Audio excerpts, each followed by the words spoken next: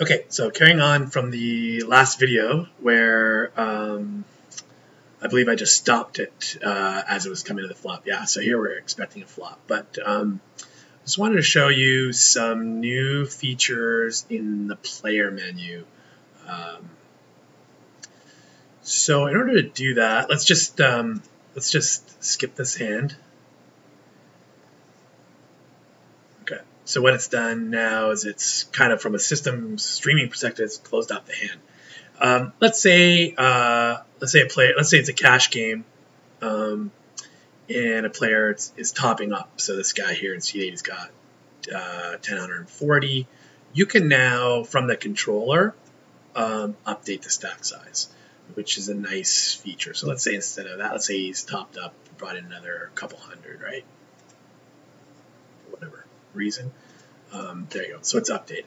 So as opposed, so that's dual function. So now the player on the player tablets can update their stacks themselves. But if you've got them undermounted, and you would rather not have them interacting with those tablets as often, then you have that control here.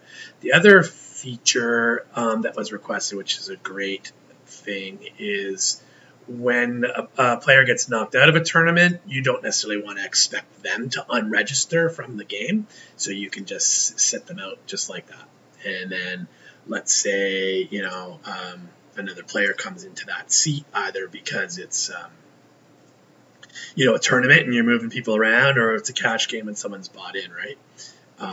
So I'm just going to find the page that registers that guy.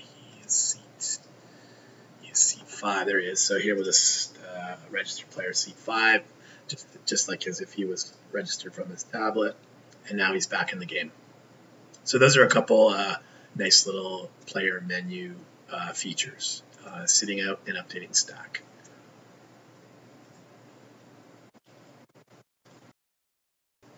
Okay, this video is now going to show the very simple aspects of the automatic hand completion. So we do the basic idea where you come to action being closed. There's only one player left with cards. There's an obvious winner, and so we can demonstrate that here. So we know what the blinds are. If we go ahead and just refresh, because we canceled, we skipped the hand just for the demo purposes. So let's reset the button on this player. We're going to deal ourselves a hand.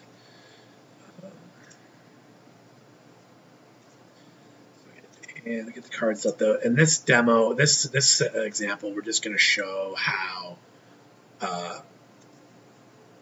when we're left with only one player, this system automatically declares that person the winner and moves on to the next hand.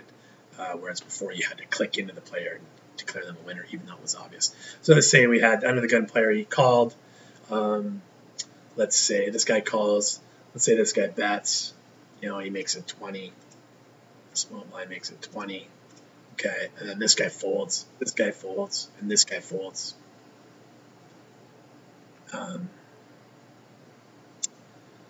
Confirm here, and then it says, so we confirm the closure of the street action, but it's saying, hey, we're going to auto win seat 1, and you say, yeah, okay. Now again, this is the same thing. You've actually closed the streets action, so it's not possible to correct it at this point. So canceling really wouldn't give you any benefit at that point, but saying okay brings you into the next hand. So that's a simple example of auto completion where there's only one player left holding cards. And the next video I'm going to show a demo where it's much more complicated, and you can have players all in, players with different stack sizes going all in, pots getting broken down, players being automatically adjudicated so that the pots are allocated automatically, and there's no requirement to manually divvy up pots. The action within the game is exactly the same as it was here, where it said auto win seat 1. It would just say, instead of that, it says auto allocate pots, like it knows who the winners are. You just say okay, and it automatically divvies up all the pots and moves you on to the next hand. So productivity-wise, it's significantly easier to stay up with the action, keep the action going.